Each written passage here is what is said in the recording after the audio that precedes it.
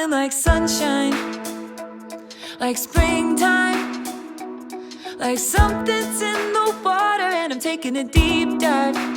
I'm feeling so weightless, like I'm gonna make it, and nothing in the universe can take this. I can see it clearly now, nothing gonna bring me down. I got my head held high, I'm on my way, and I'm following the signs to my happy place. I'm walking in the light of a brand new day, and I'm right where I belong, in my happy place. I got my head held high, I'm on my way, and I'm following the signs to my happy place. I'm walking in the light of a brand new day, and I'm right where I belong, in my happy place.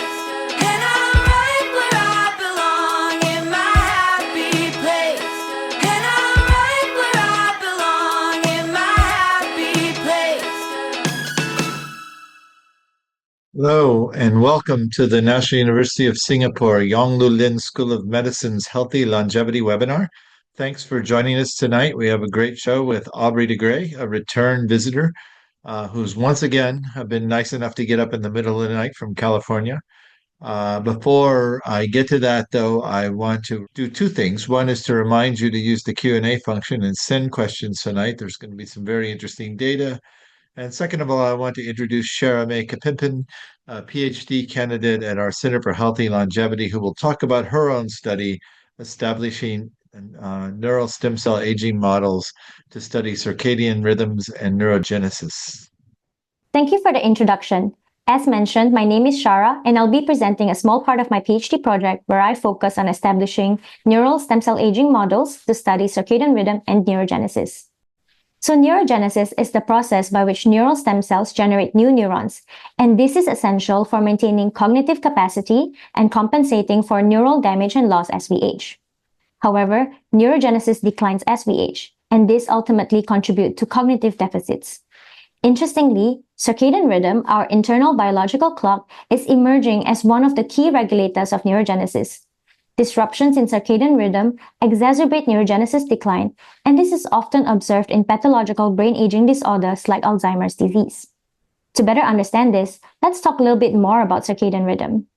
So circadian rhythm regulates critical biological processes in the body, ensuring that activities align with the active phase during the day and the rest phase at night. This requires coordination across multiple levels of regulation involving the master clock located in the suprachiasmatic nucleus of the hypothalamus, the peripheral clocks, which are found in various tissues and organ systems, and lastly, the molecular clock, which are present in every individual cells. In a well-functioning system, the master clock receives light signals, informs the peripheral clocks that it is daytime, and coordinates organ system activity. The molecular clocks, having received the signals from both the master and peripheral clocks, can then synchronize their gene expression to regulate biological functions accordingly. However, this finely tuned system deteriorates with age, and this leads to several changes in biological processes. So when we compare younger adults and older adults, we often observe a shift towards an earlier chronotype, often referred to as morningness, and we also see loss of rhythmicity in key circadian regulated processes such as SCN neuronal firing, hormone release, and even body temperature regulation.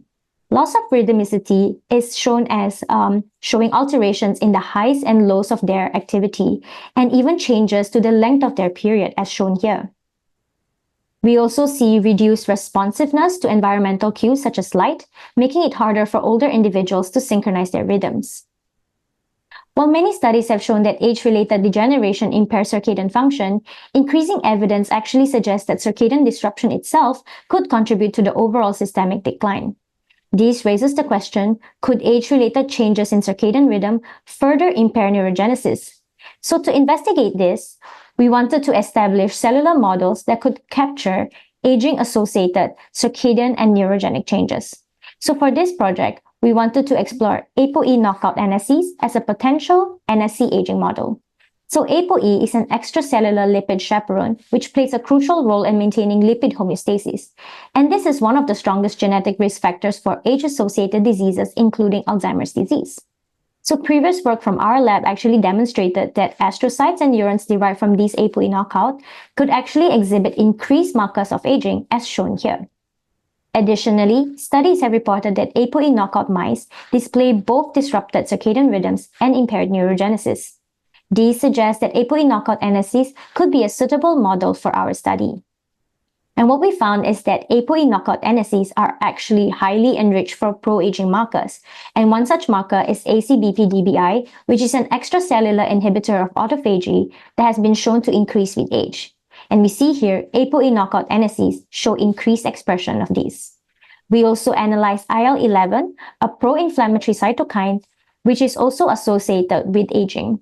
ApoE knockout NSCs also displayed increased levels of this.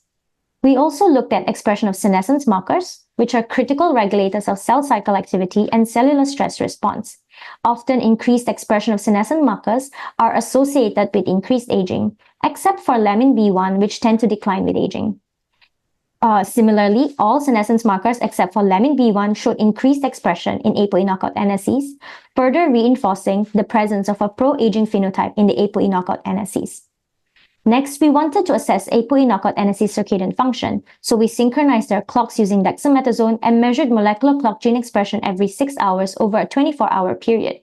And what we see is that ApoE wild type here showed a rhythmic molecular clock gene expression, having very distinct peaks and troughs, as opposed to the ApoE knockout NSCs, which showed dampened or even loss of rhythmicity, suggesting circadian disruption.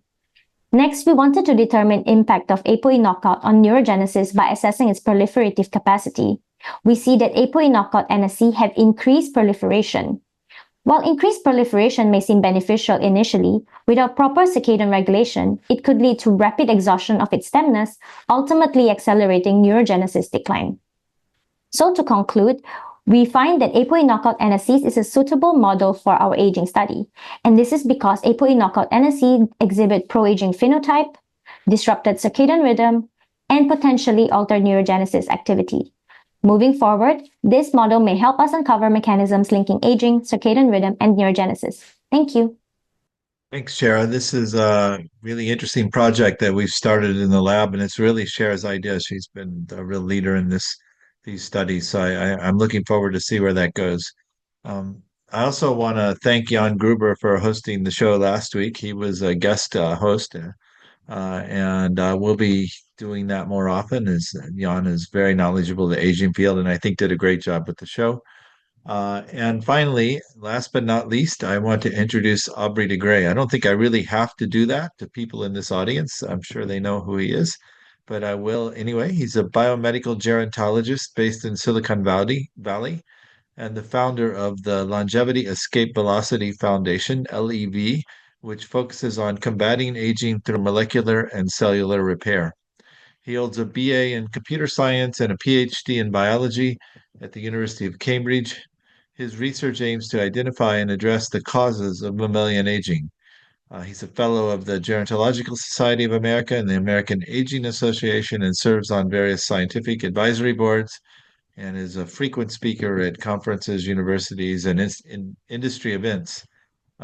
His talk tonight is going to be breaking the pro-aging trance with robust mouse rejuvenation. Aubrey, thanks for coming on the show again.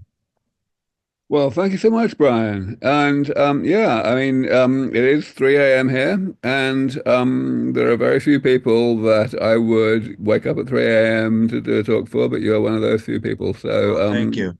I'm delighted to be here. I'm delighted to be back here. Of course, I have spoken in this series in the past. And yes, as you say, I do a lot of talks, and I hope that most of the audience here will be somewhat familiar with the general theme of what I do and what I've been doing over the past few decades.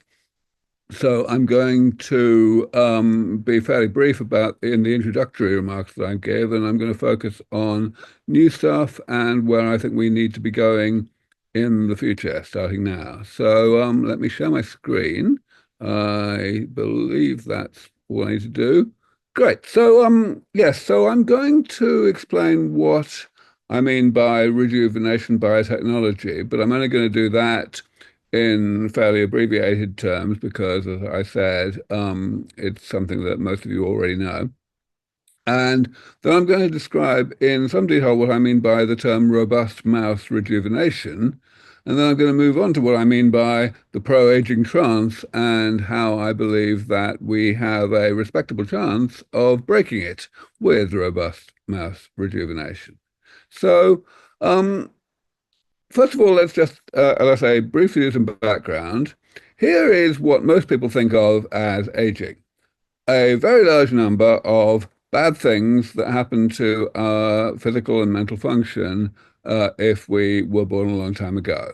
You're not supposed to be able to read this slide. The whole point is that, of course, there are an awful lot of those things. And they all go wrong at more or less the same time, so they interact with each other, they exacerbate each other.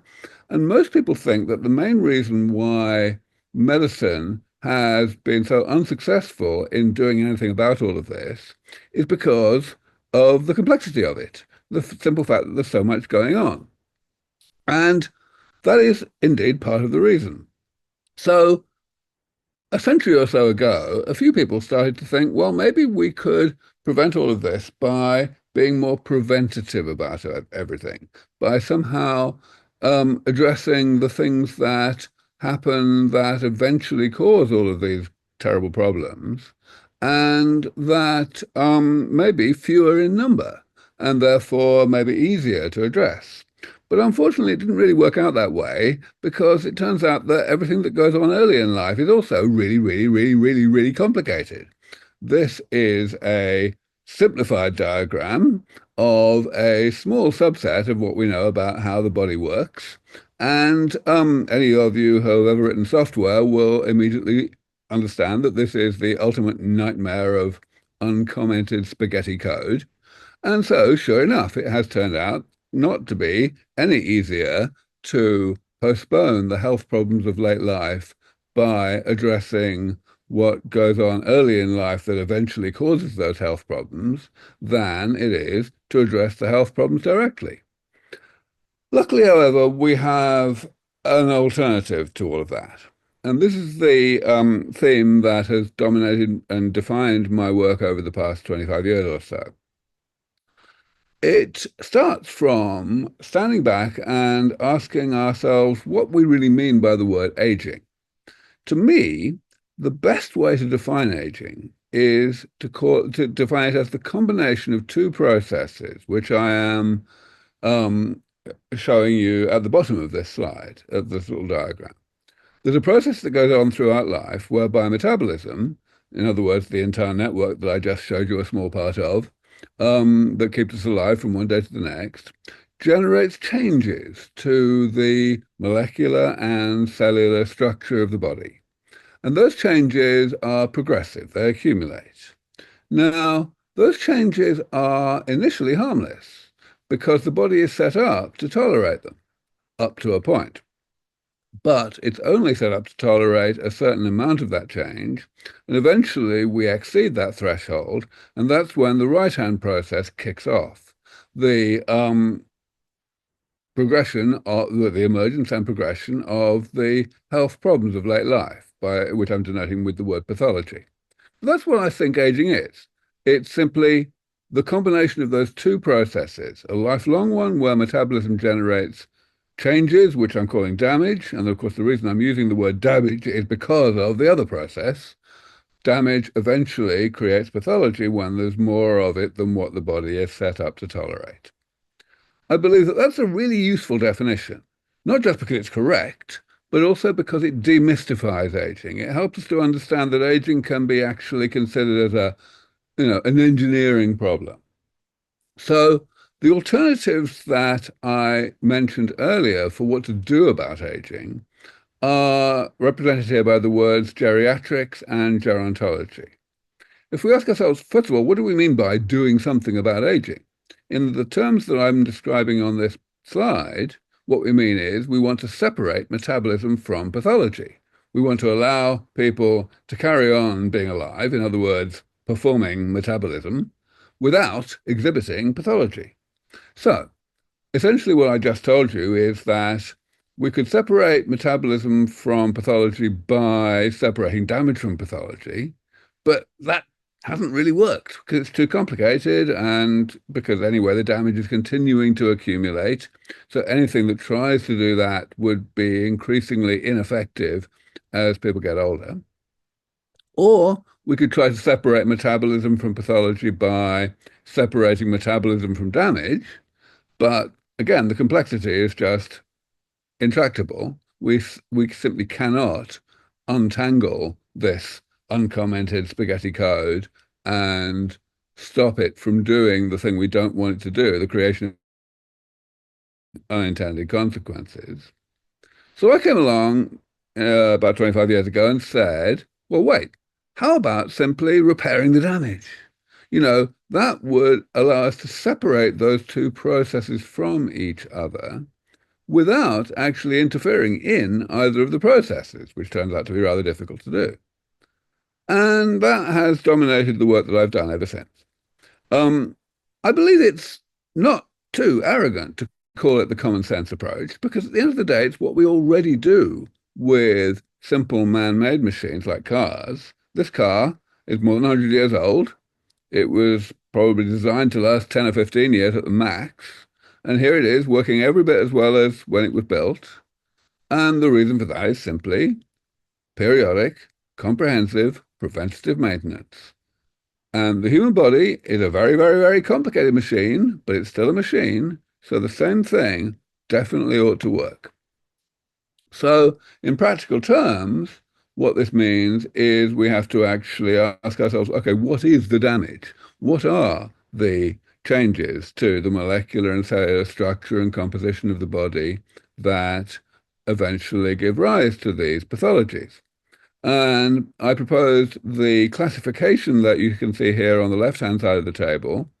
There are certainly many different types of damage, but I decided that it would be useful to describe them in terms of a manageable number of categories.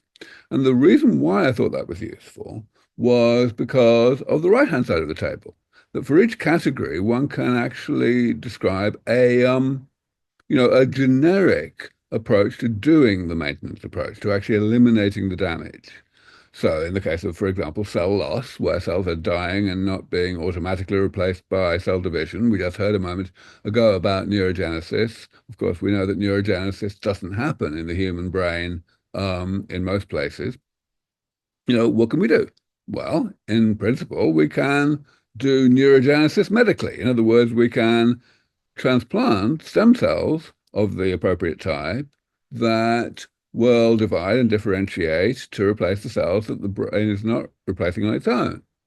And many of you may know that at this point there are half a dozen clinical trials going on using stem cells for Parkinson's disease, which is a disease driven by by the loss of a particular type of neuron, the dopaminergic neurons in the substantia nigra. This is something that was first done 30 years ago. And even back then, when we knew almost nothing about how to manipulate stem cells in the laboratory before transplanting them, even then it was occasionally successful. Now that we know so much more about how to manipulate the cells before we inject them, people are very optimistic. That's just one example. And of course, this idea, even though it was extremely unorthodox when I first put it forward 25 years ago, has become quite mainstream. Here are a couple of pictures that I'm sure you've all seen many times before, because they come from a paper called The Hallmarks of Aging that was published in 2013, and which has become by a huge distance the most highly cited paper in the whole of the biology of aging this century, and will almost certainly stay there. It did essentially the same thing. Some people have slightly uncharitably called it more of a classification of the literature than a classification of aging. And, well, there's maybe some truth in that. But the fact is, it's generally the same idea. And so it's very gratifying to me that this concept has now become very mainstream. So how have things gone since then? Well, I must say I'm pretty happy about how things have gone, because the fact is progress has been made in all of these areas. rather than focusing on the progress that's been made in the approaches that I first suggested might be useful 25 years ago, I think it's worth also emphasizing that for each of those 7 categories that I highlighted, there are now multiple ways to potentially address them with damage repair. So, for example, cell loss. I was talking about stem cell therapy a moment ago. We've now got partial reprogramming, which is essentially an alternative to stem cell therapy, in which what you do is rather than introducing new cells that are in a stem-like state, you somehow turn back the developmental clock a little bit in cells that are already in the body and make them a bit more stem-like. And in the interest of time, I won't go through this whole list, but as you can see, there's an item for every single one of my 7 categories. So what does this mean for the work that I'm doing today? Well, any divide and conquer strategy that one might pursue for any engineering challenge is something that comes in 2 parts. First of all, you've got to develop the components of this divide and conquer strategy, and then you've got to put them together. Now, in engineering, by and large, the second of those, the putting together part, is usually the easy part, because you pretty much know that if the components work, then when you put them together, the overall combined thing is also going to work. But that's when you're working with systems that you completely understand the initial workings of. And of course, when we, as medical researchers, try to do the same thing, we have the additional difficulty that the system that we are seeking to manipulate is something that we have a very, very, very poor understanding of. So there can be plenty of surprises at the point where we put things together that already individually work. And therefore, it is urgent to start trying to do that so as to have those surprises now and address those surprises insofar as they may be bad surprises as soon as possible. So that's what I've been doing in my current organization, LEV Foundation, starting about 2 years ago. For the very first time, nobody had ever done this before, I took a bunch of interventions that had already been shown individually to extend lifespan in mice, in normal mice, not genetically engineered ones or anything like that. Even when one starts in middle age, I wanted to put these things together and see whether we could get an additive effect, whether we could get more life extension from these things in combination than what we would get when we did them individually. Now, for this purpose, we started out using 4 interventions that had each got good evidence in the literature from multiple other research groups showing good life extension, starting in middle age in normal mice. The first one we used, rapamycin, is of course not a damage repair intervention. It's a calorie restriction mimetic. But since the literature on its impact on lifespan is so enormous, we felt, we definitely can't leave it out, and it acts as some kind of, positive control, if you like.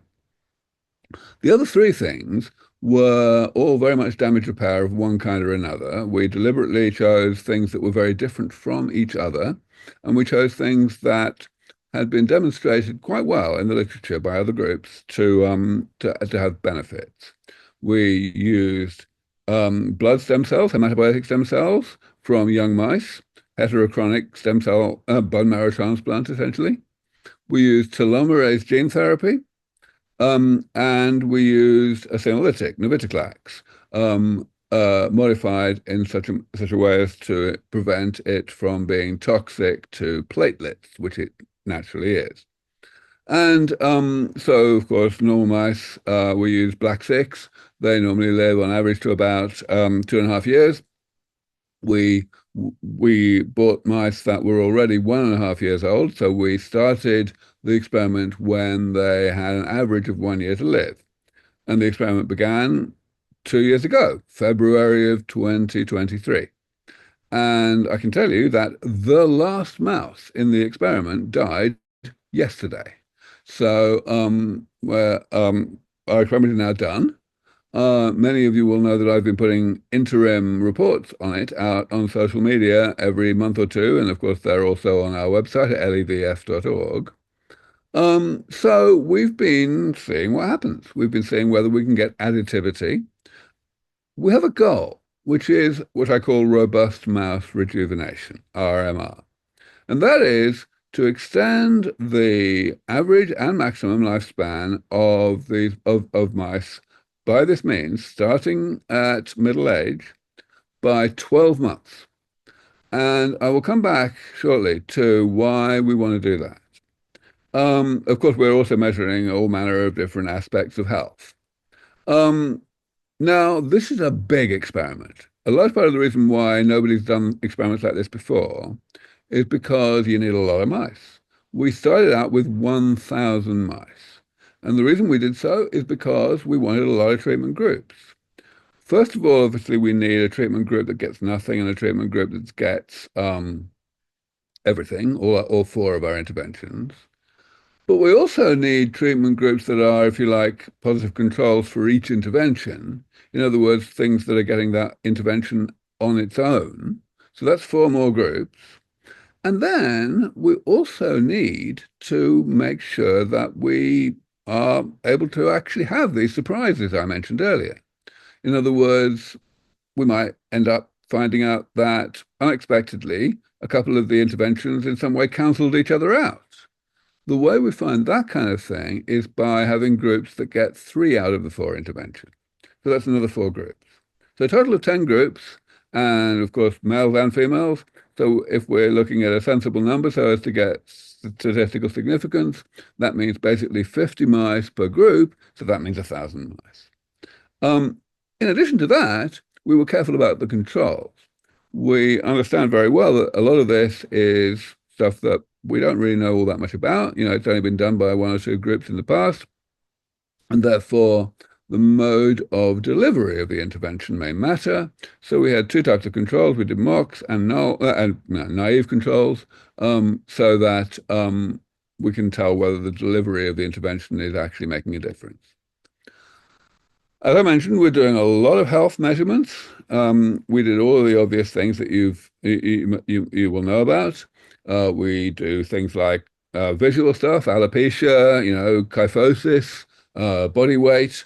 We ask about behavioral stuff. You do tests of memory with, for example, novel object recognition, open field tests. We do plenty of tests of physiology, grip strength, rotor rod, things like that. And of course, we also look at tissues that you can't look at non-invasively. We have mice that are whose tissues are isolated when they die naturally, or at least when they are euthanized, being very close to death. And also we have cull points where we kill mice that are randomly chosen from the group that are alive. I do want to mention, in relation to the analysis of these tissues, that we are very keen to form collaborations with other research groups who may be more expert in particular analyses of particular tissues. That quote I have at the top comes from George Roth, who was the first principal investigator of the NIH's primate study on calorie restriction, and that was not an exaggeration. They had an awful lot of collaborators. So please get in touch if you're interested in being involved in this. One thing we did, which I think is a little bit of an innovation, and I think I encourage others to do this, is we did not do our testing and indeed our culling of mice at preordained chronological age. Rather, what we did was we did it at preordained points in the survival curve for each group treated individually. We believe that this is a better way to get information. It essentially gets a better signal to noise ratio, because the normal way of doing it, essentially you are testing things that you already know are correlated with each other. And that seems to me to be suboptimal. So I can talk more about that later if you like. Anyway, to cut to the chase, as I said, the last mouse died yesterday, so I don't have complete survival curves in these slides, but you can see the essence of it.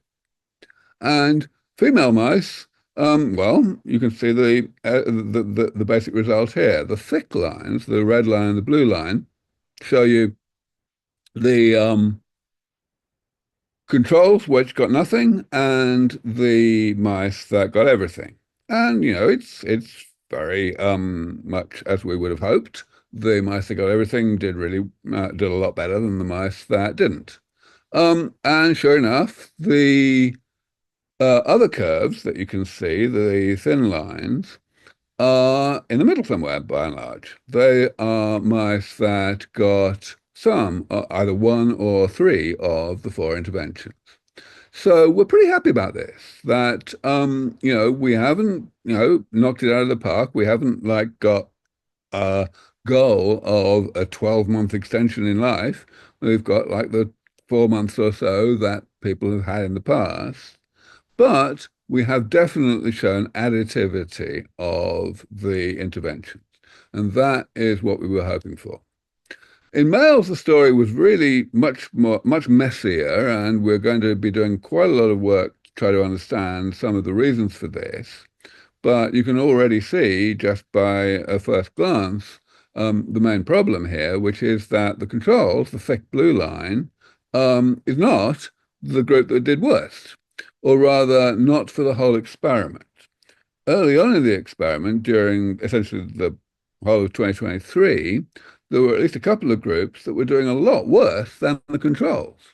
And honestly, we're going to have to work to figure out why that would be. But you will notice that those groups caught up.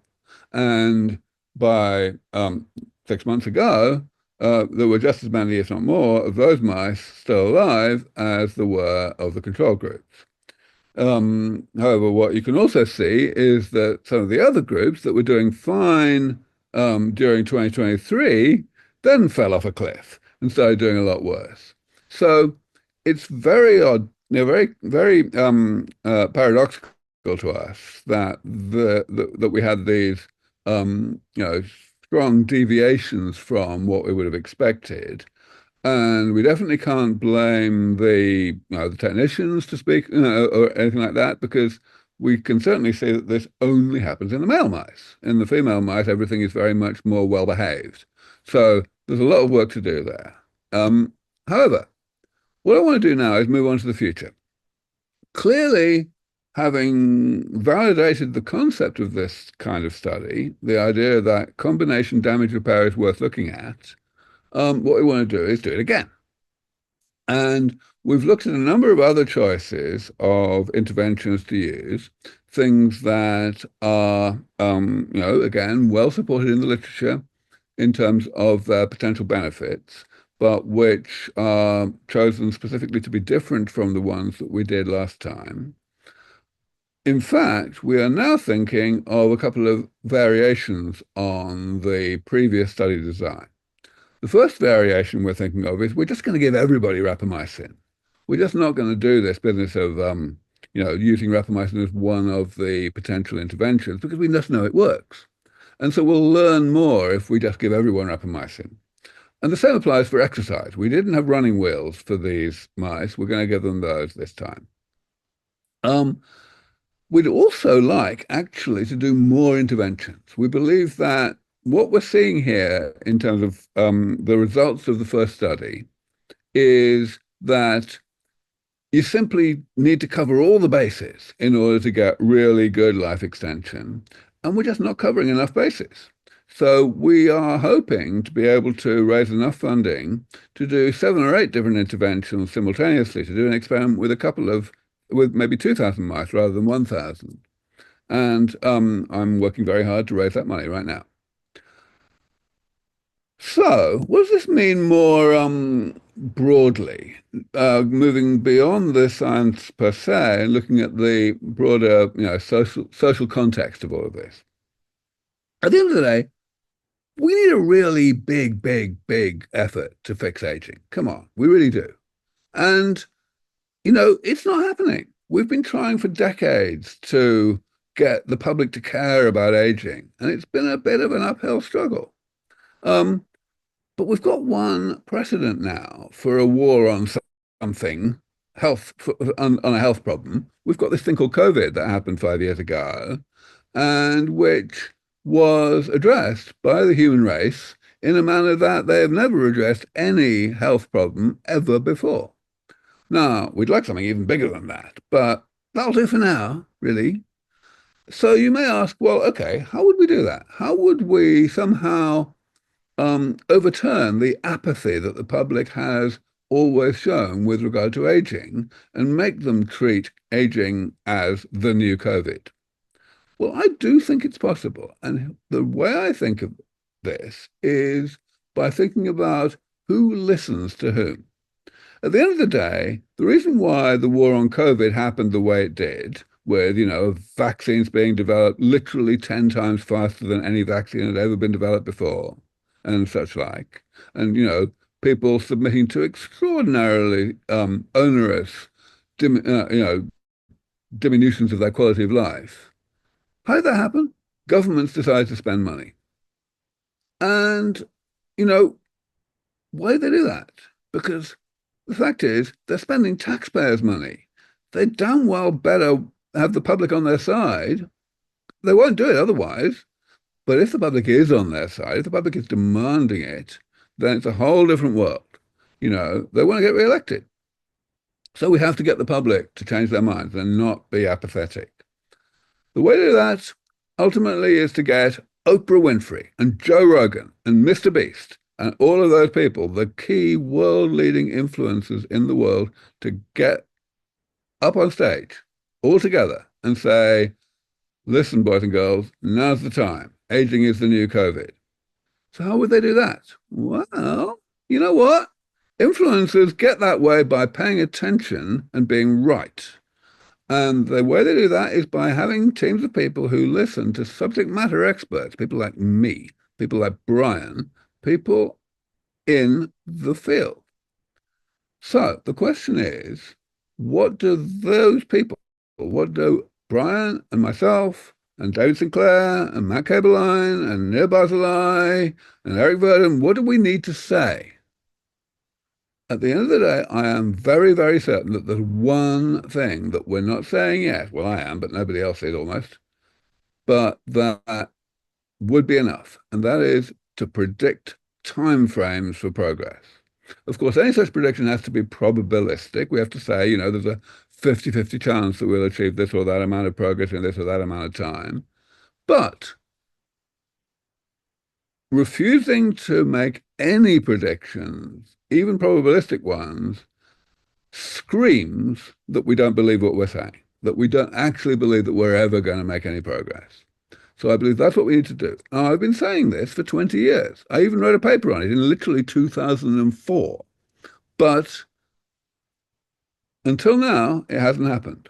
And I believe that the one way in which it can happen is if we get to robust mouse rejuvenation. Fact is, mice don't matter to the wider world, and they don't even matter to biologists and medical researchers, because medical researchers in general know that almost every time something works to help a mouse model of some disease, it fails in clinical trials. But gerontologists still carry on using mice, except that there's this inconvenient truth that we are at the same point in terms of mouse life extension that we were 50 years ago. We still can't do any better than calorie restriction. And we all know that we're never going to be able to do any better than calorie restriction with CR mimetics because they activate the same pathways. Moreover, we know that calorie restriction, and thus its mimetics, work much less well in long-lived species. So we need to break through that glass ceiling. We need to do better than what we can do in mice at the moment. What we can do at the moment is 4 months. If you start in middle age at 1.5 years old, you can extend life from 2.5 to 2.8 or whatever. And that's all you can do. If we could get up to 3.5, completely different world. That's why I'm doing these experiments, and I believe it's going to make all the difference. 18 months or so ago, Brian and I worked on a document that ended up being called the Dublin Longevity Declaration, and it's quite a document. Anyone who hasn't signed it should, because you can see the kind of people who did. A couple of hundred of the top luminaries in gerontology signed up to it. But the reason they signed up because it didn't quite go as far as we really need to go. There's not much of a discussion of timeframes, nothing terribly explicit in this document. Next time a document like this comes out, it needs to have timeframes in it. And that, I believe, is what we need in order to break the pro-aging trance and start a war on aging. So I know I've overrun. I will stop there. Here's my email address on the left. A paper that describes the RMR study that we've just done and the other studies that are coming in more detail is in the middle. And of course, please take a picture of that QR code so that you can write us a nice big check. Thank you very much. Thanks, Aubrey. A lot to talk about. We may actually run about 5 minutes late if you don't mind. So, And maybe I'll start by just tell us a little bit about the LEV Foundation, because I know that that's something you're building up and has a lot of promise. So tell us where yeah, it's going, what's needed. so LEV Foundation is the third nonprofit that I have led over the past 20 years. The previous two, I was focused on stage one of this damage repair approach. In other words, developing the individual components. And I was focused very much on the more difficult components, the ones that other people were neglecting, essentially because other people are more constrained than I am with regard to, needing a publication every 10 minutes in a high-profile journal in order to get the next grant application funded, whereas I've always sought to be funded purely by philanthropy. And that's gone very well. Half a dozen of the projects that I initiated at my previous foundations have ended up being spun out as startup companies, most of which have done quite well and are continuing to progress. But because of the progress made by other people on the what we might call the lower hanging fruit, the easier of the damage repair components, it became possible to shift emphasis and to start doing these combination experiments. And that's where LEV Foundation is focused. I believe that it's vital to do these. I know that you and others have got very much the same ideas, but that by and large, everyone else who's doing these things in combination, especially in middle age, is focusing on things only that are orally available, small molecules of one kind or another. Whereas we believe that it's absolutely essential to bite the bullet and go in for cell therapies and gene therapies as well. And so that's where our focus is at LEV Foundation.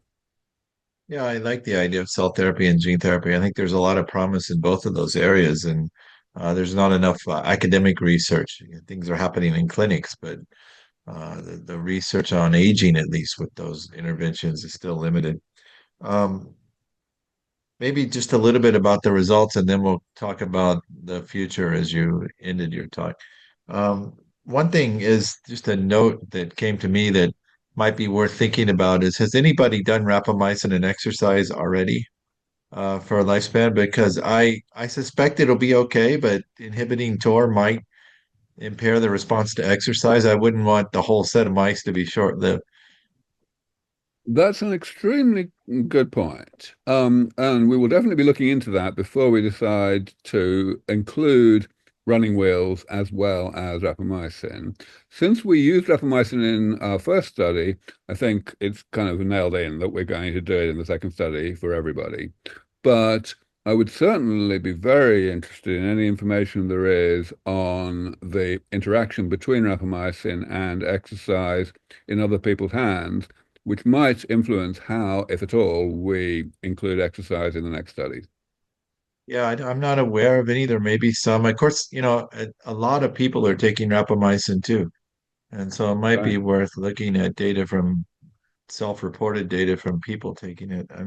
I think Matt and I were estimated that somewhere between 10,000 and 100,000 people are taking rapamycin for longevity already, which is going to generate some interesting data, although it might be hard to interpret. Um, Sure. did anything slow? Was it clear that something reduced the effect of rapamycin, particularly in the females? I wouldn't go Because so like far the as to negative say. interactions are interesting too. Yeah, I mean, yes, absolutely. Because we have this setup where you've got things, three interventions out of four, four out of four, one out of four. Um, we've got a lot of slicing and dicing of this data to do. And indeed, now that the lifespan curves are complete, as of literally yesterday, that's our next step. I will be putting out there over the next month or three, a bunch of different analyses of the statistical significance of this or that comparison, whether it's like simply, comparing all the mice that got rapamycin with all the ones that didn't, irrespective of what else they got, and indeed, comparing different pairs of interventions in these various ways. Absolutely, it'll be extremely interesting to look at that. I certainly can't say anything yet. It's interesting too because you're doing a lot of health span parameters. One of the simple things we found is when things cancel each other out, there's often a effect on weight gain in the mice. So the mice gain extra weight, and that reduces their lifespan. So that's something to look at. Um, Absolutely. We measured weight every week of all of the mice, and so we'll have a lot of ability to do that kind of analysis. and just one other comment on the survival curves. I think a couple of them you said there was early mortality, but then they caught up and even looked like maybe they got ahead of the control. And we've seen that once before, although we didn't publish it with vitamin A. And that was a case where we were very high dose vitamin A, and it actually some of the mice had toxicity in the liver and died early. And the ones that escaped that actually live longer. So I think that there might be some trade-off between early adverse effects in those interventions and later beneficial effects that might be worth looking at. One way to solve that might be to I don't know if you want to repeat those anyway, but one way to solve that might be to back off the dose a little bit. This is the challenge we all face. It's not criticism of your study. We have the same problem is how do we really would like to do it, not only these single interventions and combinations, but also dose response curves. And it's Yeah. impossible to do everything. So I Yeah. get it. Right. I mean, we've thought very seriously about doing essentially the same interventions again, but with different doses. And how much information will we gain? We definitely, we've decided that we would not gain as much information as we could by using different interventions, but we would certainly gain plenty. And so it's terrifying how much we would like to do if we just had, like, if I had $1 billion, I'd do a lot of experiments, put it like that. But coming back to the other thing you said about the somewhat paradoxical lifespan curves and the things doing badly early on and then catching up. Yeah, I mean this is the kind of surprising result that I believe we really need to highlight in conversation, even if it's not published, even if it's just anecdotal, really, it's come up in one or two studies, because in just the same way that biohackers are, being more useful scientifically now than they used to be because they are being better educated about how to share data, how to get baseline data, things like that. Similarly, math researchers should be doing the same thing. We should be sharing these anecdotal findings and, helping each other to do the right experiments. Yeah, no, I agree with that. And I think it points out too, and we've seen this in our data that adding two things that work together don't obviously lead to huge synergistic effects. And what do you think this says for a lot of the biohackers out there that are mixing many different things together? I think the only thing we can say is, in the same way that you have often said that it's great that we have this new model organism called the billionaire. I think, it's great that we have people who choose to be early adopters, and maybe we shouldn't be encouraging them to do what they're doing, but the fact is they're doing it anyway, so we might as well at least encourage them to do it in a manner that is maximally informative. I And agree. if that means just gathering a lot of data from people who are doing a lot of different things that individually are completely uninterpretable, then maybe we will be able to extract some patterns from Yeah, it. I agree. I think it's interesting what they're doing. I'm just concerned that by all of the things together, they're more likely to be canceling out effects than adding to them. But that remains to be seen. It could be a difference between mice and humans. Just quickly before we go to questions, yeah, I agree with the prediction. I would actually maybe in some way even go further and say that I think we should be claiming that longevity medicine is already doing something, even though maybe we didn't call it longevity medicine, because what we're seeing is a lot of these drugs that treat early stage risk factors are having overall effects on mortality that can't entirely be explained by the disease they were designed to treat. And that's come out of multiple studies. We have one where just publishing now. And I think that we might have been treating aging for a long time already. The problem is that the treatments we're using are not optimized to aging. So I would even say that we're already doing it. We're just not doing it well. And we haven't seen the real potential of it. And by targeting the aging pathways we're talking about, we can really get to that maximized potential. I do agree with that. I just think that,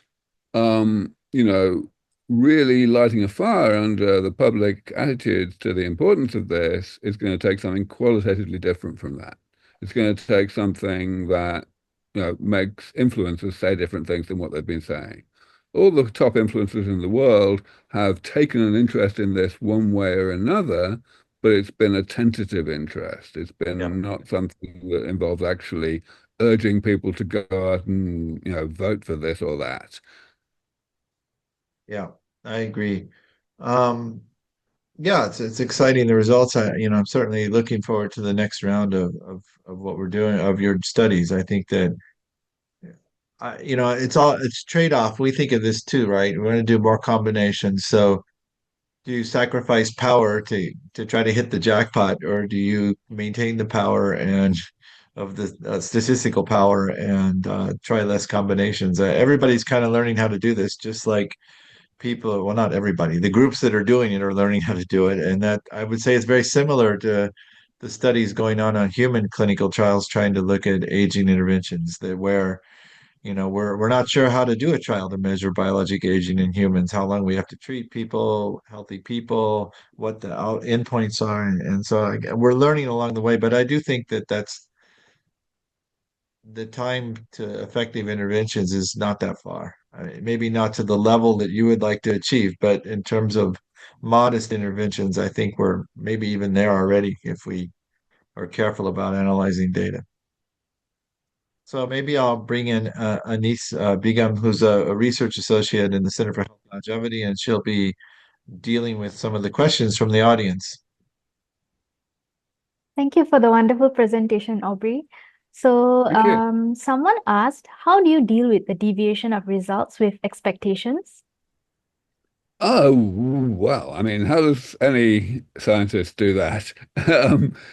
Well, first of all, I want to go in and say I didn't really have any clear expectations for this experiment that I showed you the results of today. Um, Honestly, this is the first time anyone's done anything like this. With, combining three or four different gene therapies, cell therapies, pharmaceuticals, and as such, it would have been unscientific to have an expectation, really. Um, I definitely had hopes. I definitely hoped that we would see additivity, that we would see the mice getting multiple interventions do better than the ones that were getting individual interventions. Mm. All aware from the beginning that we were incorporating a kind of if you like, a control that we weren't calling a control. In other words, rapamycin, by virtue of not being a damage repair intervention, was kind of, we knew what it was going to do. We didn't know how it was going to dovetail with other things, but we really wanted to know whether the other things would be additive with each other rather than whether they would be additive with rapamycin. And that's pretty much what we got in females. As I said, in the males, everything is a lot more complicated. We've got some paradoxical results. But if you just look at the females, then we got pretty much what I was hoping for. Of course, what we'd really want is, as I said, to knock rapamycin out of the park to get like a lot more life extension than what rapamycin on its own or with anything else can do. And maybe that's what we'll achieve next time. But no, I'm pretty happy with how things went. Right, thank you. So, how do you disentangle health span from lifespan, and how do you measure that?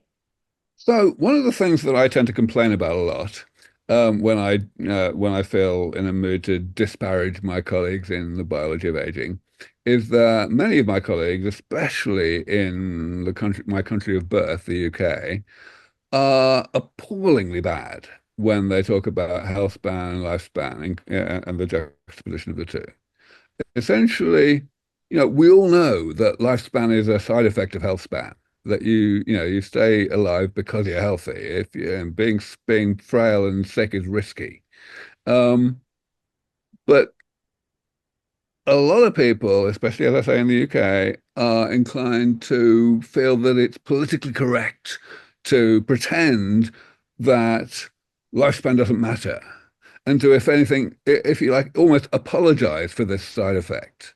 And I don't do that. I celebrate the side effect. So for me, it's not a matter of disentangling these things. What I do is, in this experiment, what we've done with this innovation of having the Karl points and the points where we measure health span be defined by points on the survival curve rather than by chronological age. What we're doing there is, I wouldn't call it disentangling. What we're doing is we're determining which aspects of health span, of health, go downhill in a particular treatment group first and which ones go down later. But we're looking at a point where the combination of how much has gone downhill overall has killed a certain proportion of the mice. So that's kind of the way I'm thinking about it. Yeah, I think I would go even further and say that actually health span and lifespan are highly entangled with longevity interventions, geroprotective interventions. What's disentangling is modern medicine because we're keeping people alive longer by treating outcomes or diseases and not necessarily improving health span as much. So we're extending the period of decline and morbidity by the medicine we're doing now. I think the longevity medicine is going to push both of them out, probably. Completely right. And this is one thing I should actually probably point out about late onset mouse experiments. There have been a couple of such experiments recently, which I think are very valuable, but in a different way than the ones that I'm doing and want to do. Namely, ones that start really late in life. So, for example, there was an experiment out done by Rejuvenate Bio on gene therapy for partial reprogramming, which started at 2.5 years old or thereabouts. And yeah, I got a fantastic result. It doubled the remaining lifespan. Sounds great, doesn't it? But essentially, these mice, any mouse that's still alive at the life expectancy of the strain, they're only just alive. They're already sick. So what you're doing is you're extending sick span. And so that's, interesting, but it's asking a different question than the question I want to ask when I'm starting at an age where the mice are not yet sick, even though they're fairly near to being sick. Okay, thank you. And could you also comment again on translation from mice to humans? Yeah, I didn't say very much about that. So, well, first of all, I've always felt, and I still feel, that there's a good chance that damage repair interventions, rejuvenation interventions, will actually have a higher hit rate in terms of translation from mice to humans than what small molecules have. Essentially, because we are not, if you like, messing with our with metabolism, and so we're not subject to the vagaries, the differences between different species of how metabolism works. Instead, we are, targeting stuff that is initially harmless, initially inert until there's too much of it. So we've got a better chance of translation. However, to me, the critical thing is it doesn't actually matter whether the same things work. What matters is for something to work in mice. I mean, really work, as in like 2 or 3 times better than just calorie restriction. At the moment, we've been stuck at that 4 month glass ceiling, for 50 years or whatever. And if we could get to 12 months, that would be a completely mind-blowing different world. I believe we can get there with damage repair, whereas I'm quite sure we will never get there with CR mimetics. So even if it ends up that in order to make things work in humans, you have to make very big modifications to the kinds of things that actually worked in mice. Nevertheless, at least there will be the motivation to actually get on and find those modifications, because people will see, well, if something works in mice, then something's going to work in humans. All right. Also, when will RMR2 likely start based on what LEV Foundation has already received? I wish I had a nice, cheerful answer to that question, but I don't. At this point, we are still absolutely, we're barely bringing in enough money to keep the lights on. We do not have the money to start RMR2. It's an absolute tragedy. Sorry to hear that. Diet wasn't mentioned other than CR. You've been pretty good at raising money in the past, Aubrey. I have confidence in you. Yeah, I haven't been good at holding on to the money I've raised, but let's not talk about that. So, diet wasn't mentioned other than CR, but we know it's important. How can you take it into account? Well, actually, you know what? It actually isn't all that important. I mean, when I say that, what I'm talking about here, of course, is the difference between an average diet and a good diet. It's certainly straightforward to shorten one's life, whether one is a mouse or a human, by having a really bad diet. No question about that. But the question that matters is, can you, whether you're a mouse or a human, can you do significantly better by changes to your diet or anything else in your lifestyle for that matter, relative to simply living the way your mother told you to? And the answer is no. The answer is you can make hardly any difference. Of course, different people are different for other reasons, whether it's genetic or, early and things like that. But honestly, you can make hardly any difference, just so long as you're reasonably well behaved. At the moment, Brian Johnson gets a lot of publicity. He's kind of the poster child of all of this right now. And he, often talks about how much healthier and so on he is now than he used to be. But the point is, 5 years ago, he wasn't living the way his mother told him to in the first place. So it's not really a fair comparison. I think I need to jump in now. Sorry, guys. This conversation could go on forever, but we need to close out the show. Thanks, Aubrey, for coming on the show again. We'll have you back soon. Thanks, Anise. Thank Well, you. it's my pleasure to have been here. Thank you so much for having me. I want to remind participants to use the chat function and panelists and all attendees option to leave comments and feedback. We want to hear what you think. We have several things happening coming up. One is the Healthy Longevity Intensive Course 2025 for healthcare professionals. That'll be at the end of the month, February 25 and 26, followed immediately by the Founders Longevity Forum Singapore, Unlock Healthy Longevity. This event is happening on February 27 and 28, and will bring together investors, innovators, entrepreneurs, and researchers in biotech, clinical, and consumer longevity. Register now. We also have a Healthy Longevity Talent Incubator, which is 10 days of intensive interaction, cutting edge learning, and unforgettable experiences coming up later in the year. And then finally, we have, for those of you who want to take a deep dive into the science and the math, we're having a global conference on gerophysics, the first one, which combines theoretical physics with aging biology to try to model what's going on. That'll be March 5th and 6th of 2025, and you can still sign up for that. The next Healthy Longevity webinar will be one of our very own, Professor Barry Halliwell, who's a distinguished professor in biochemistry here at NUS, and he'll be talking about another interesting intervention, ergothioneine, the long neglected nutrient for healthy aging. Finally, I want to leave you with a video, Discover the Fitness Secrets of an 85-year-old and Why It's Never Too Late to Start Exercising. Thanks for joining us. I'm not crazy about getting up at 6 in the morning and going to the Y to be there at 8 for a tough class, but I know it has fantastic benefits.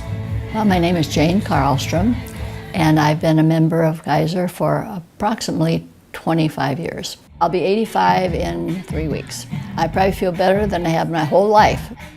Activity is very important at any age. It's one of the best ways that you can stay healthy and independent. It's fun to go. You know, you get there and you think, oh, this again, get out your weights to do this stuff. And the minute you get going, and then when you're finished, you feel so good. It helps to counteract a couple of problems that happen as we get older, and that's that loss of bone strength and bone density and loss of muscle mass. 2 years ago, I was in an ambulance on the way to the hospital with pneumonia, and I went home after 4 days, and the visiting nurse came. I met her at the door, all dressed with my makeup on and everything, and she said, I'm surprised that I expected you'd be in bed or something. And I am absolutely sure that the fact that I recovered so quickly was because I was in good physical condition. So exercise is beneficial for so many things, not just for preventing falls, but also for keeping your cardiovascular system strong, decreasing your risk of things like diabetes and heart disease. The thing I like about all these activities that I attempt to do and do is the people that I've met and the people who are very encouraging. One of the best things that you can do as you get older is stay socially active as well as physically active. It's making friends, and they all have the same goal. There are several good studies that indicate that staying physically active really decreases your risk for dementia rather significantly. Do what you can in small steps because it really pays off in the end.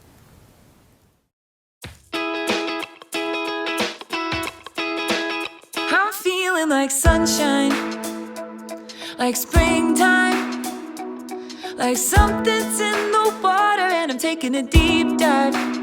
I'm feeling so weightless, like I'm gonna make it, and nothing in the universe can take this.